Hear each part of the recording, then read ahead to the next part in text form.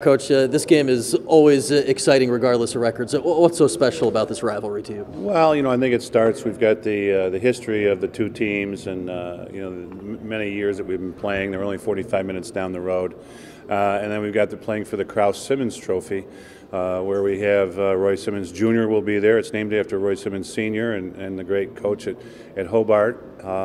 And then we got Roy III, who's on the coaching staff, and then we've got Ryan Simmons, who will be playing in the game tomorrow night also. So a lot of history with the Simmons family, and we'd like to bring that trophy back home and keep it at Syracuse another year. In many ways, the last month and a half has been all the same, and that every game's been a one-goal game. But where have you seen the growth in your team? Because it does feel it's been there every week. Well, I think we've jockeyed some positions around and using Mariano a little bit more up top. We're getting great production out of him since we've done that, and I think the defense has gotten better every week. I think that we've got a couple of younger guys out there in Bomberry and Cunningham, and then moving Scott Furman down from the long stick position to the close defense. He's just done an outstanding job there. And along with the shorties and the poles, I just think we're becoming more cohesive as a unit. And then Evan Malloy's made some great saves for us. The Notre Dame game, he stops the first one, which is one-on-one. He basically stopped the last shot too, which is a one-on-one save.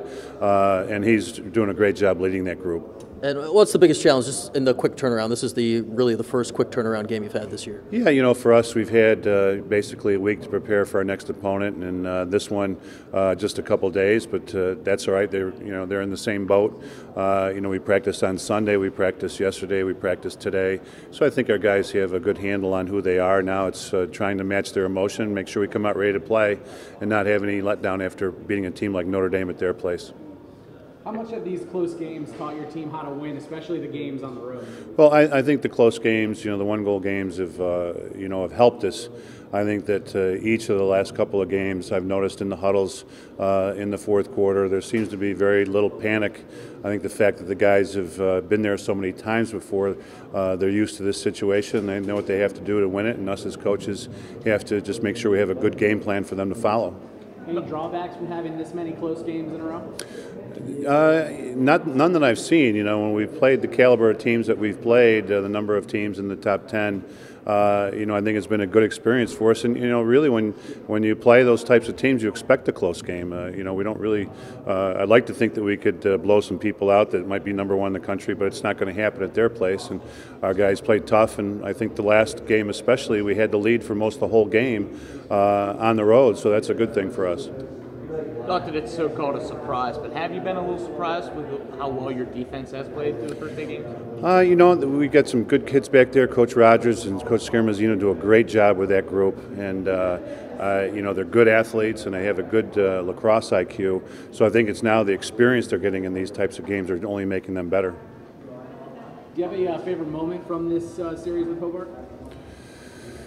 There have been a number of one-goal games with Hobart, and I can't think of one that's my favorite. All the ones that we won are my favorite so far. So I'd just like to continue that tomorrow night.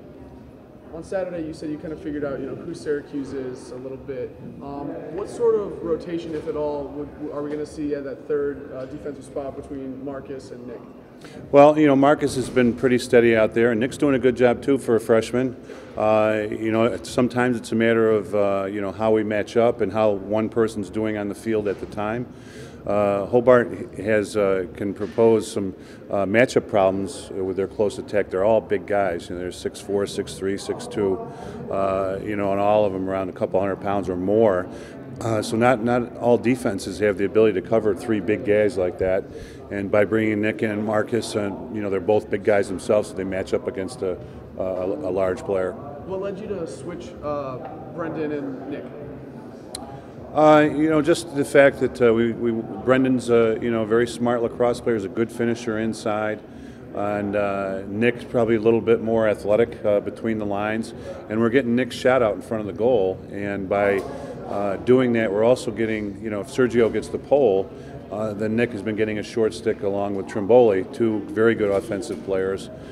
So we've seen different things during the year. We've seen the other team double polling up and bringing a short stick down to cover one of the attackmen. We expect to see that on and off. We could see it tomorrow, for all I know. And we've got a game plan for it. So I think that's what I mean by we're starting to know who we are. When we see certain matchups, we know how to attack it offensively, and we've really got a lot of strength in that first midfield right now. A lot of dodging ability, a lot of scoring ability.